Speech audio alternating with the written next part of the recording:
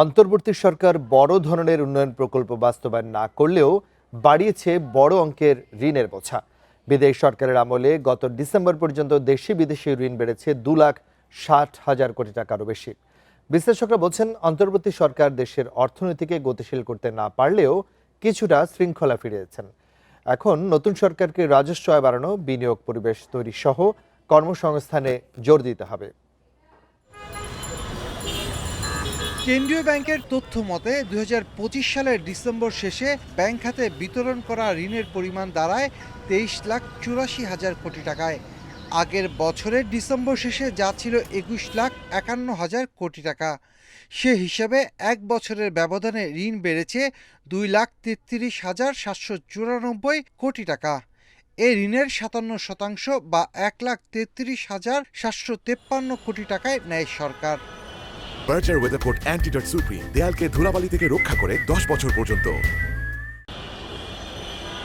যদিও অন্তর্বর্তী সরকারের মেয়াদে উন্নয়ন কর্মসূচি বাস্তবায়ন নেমেছে ৯ বছরের মধ্যে সর্বনিম্নে।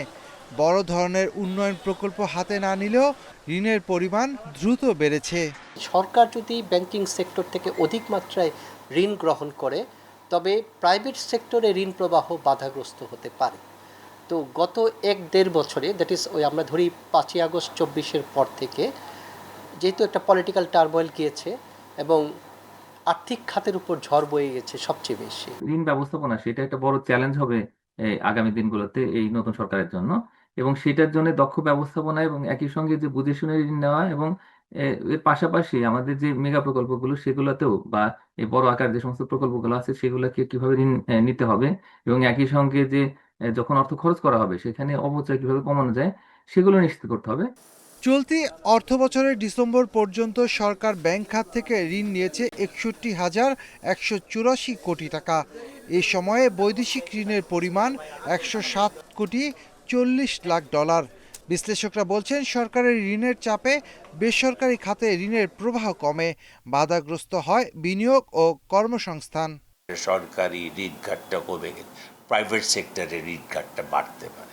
আর টাকা তো একটা লিমিট আছে, লিমিটের মধ্যে তাকে সার্কুলেশন, মানি সার্কুলেশনের মধ্যে তাকে চালু রাখতে হবে। সেই জন্য প্রাইভেট সেক্টর যাতে এটাকে ডিফিকাল্টিতে না পড়ে, ফান্ডিংটা যাতে ইজি হয় সেই চেষ্টা করতে হবে। রাজস্ব আয় বাড়ানোর পাশাপাশি সরকারকে অপ্রয়োজনীয় ব্যয় কমাতে জোর দেওয়ার তাগিদ বিশ্লেষকদের। অন্যথায় ঋণ পরিশোধের চাপে পড়বে দেশ। Shafil Alam Sujan, Independent News, Dhaka.